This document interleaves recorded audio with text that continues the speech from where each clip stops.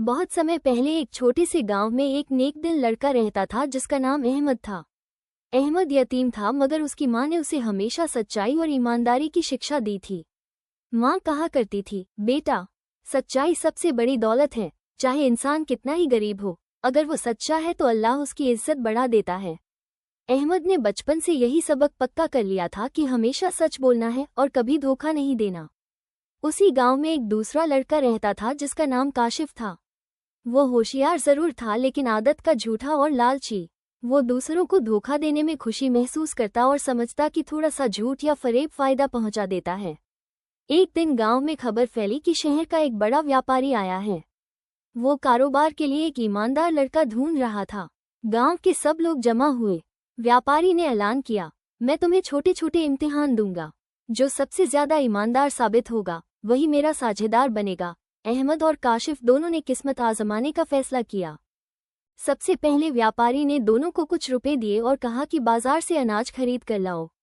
अहमद बाजार गया, पूरा तौल लिया और जो पैसे बचे वो वापस ले आया। दूसरी तरफ काशिफ ने दुकानदार से कहा कि थोड़ा कम तौल देना ताकि बाकी पैसे वो अपनी जेब में डाल सके। वापसी पर अहमद ने सच्चाई से सारा हिसाब दिया मगर काशिफ ने झूठ बोलकर व्यापारी को धोखा दिया।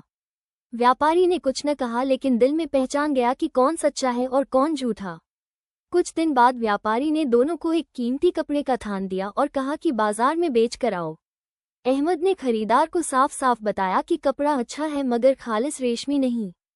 उसने जितना जायज दाम था उतने में बेच दिया।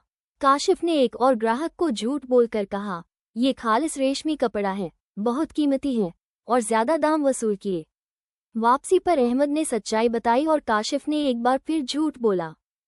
अब व्यापारी ने फैसला किया कि दोनों का असली इम्तिहान लिया जाए।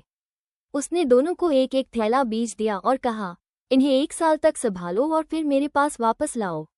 अहमद ने बीज जमीन में बो दिए, पानी दिया और दिन रात मेहनत की। कुछ ही महीनों में हरे भरे खेत लहलहाने लगे। 1 साल बाद उसके पास अनाज का ढेर था।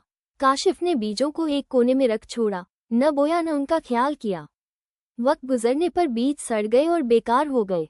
जब साल पूरा हुआ तो अहमद व्यापारी के पास अनाज का ढेर ले आया और कहा, ये वही बीज हैं जो आपने दिए थे, मैंने उन्हें जमीन में बोया और अल्लाह ने बरकत दी।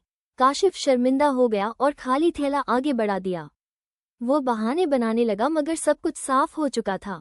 व्यापारी ने सबके सामने कहा, यही फर्क है सच्चाई और झूठ में। अहमद ने सच्चाई और मेहनत के साथ बीज बोए तो अल्लाह ने बरकत दी और फसल उगाई। काशिफ ने झूठ और सुस्ती अपनाई तो उसके बीज सड़ गए। सच्चाई का फल हमेशा बढ़ता है और झूठ का अंजाम हमेशा नुकसान है। यूं सब गांव